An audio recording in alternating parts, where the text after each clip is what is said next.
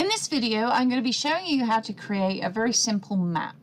To do that, we need to click on the pencil-looking icon over here on the top left-hand side of the screen. This will open a markup dialog box. As you can see, there's several options there that we can choose from to mark up our map. What I'm interested in emphasizing for this particular demonstration is I'm interested in how many crashes are observed at this particular intersection and then how an impact that might have on surrounding property, so whether it's residential, commercial, etc. So let's go ahead and start labeling some of these things. As you can see, I click on these different options that we have on here, and it changes the options underneath of how we change the attributes that go along with some of these options that we have on our list. I'm going to draw a label.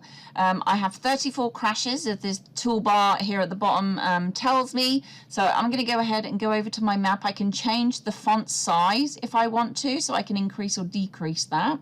And then I can also choose from the selection of colors that I have to use for my text. I'm going to go ahead and leave mine on black for now.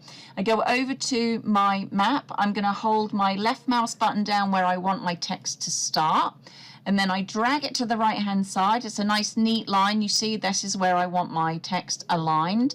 I can do like that. Or if I prefer to have my text at an angle, I can do that also. Then an option to undo undoes the last one, and then clears everything. So I'm going to go ahead and undo that.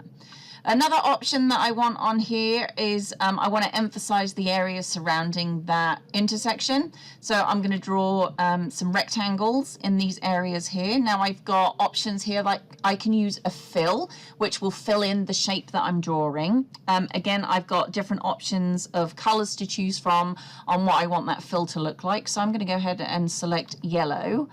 The outline size refers to the outline line surrounding that rectangle. So I'm going to go ahead and change mine. I'm going to decrease mine to 2, and then I'm going to leave my outline color black.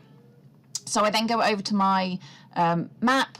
I'm going to go and I'm going to left click, and as I drag my mouse down to the right hand side of the box area, it creates that rectangle for me.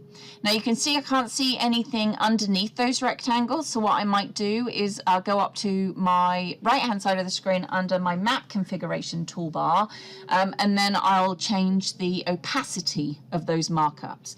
What opacity does, it'll allow you to see some of the underlying building outlines, but it will change the opacity of everything that I've included in my markups.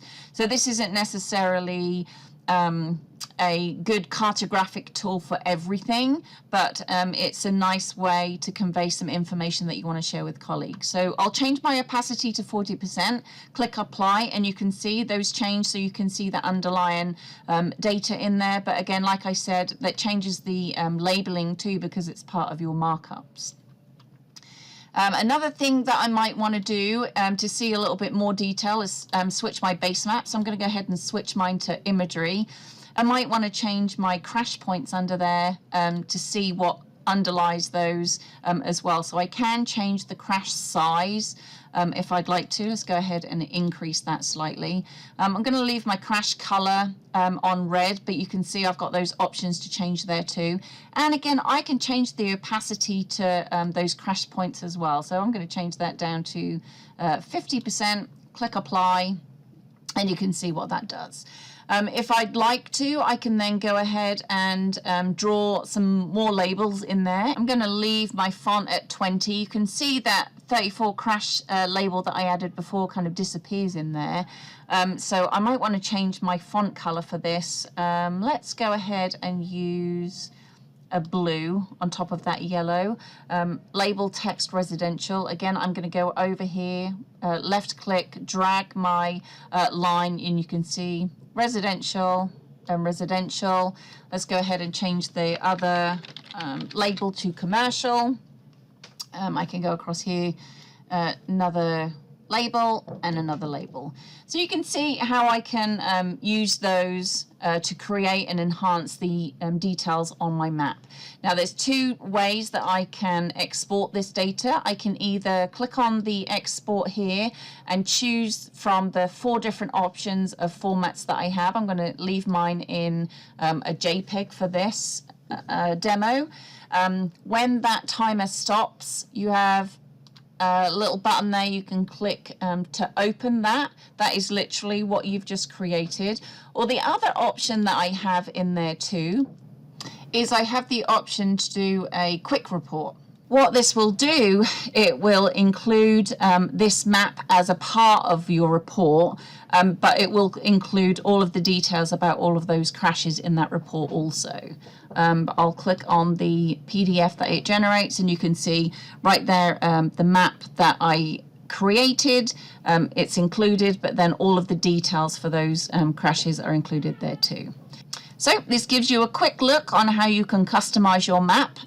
Please join us for other tutorials that we have in the series covering some of the other tools available in ICAT.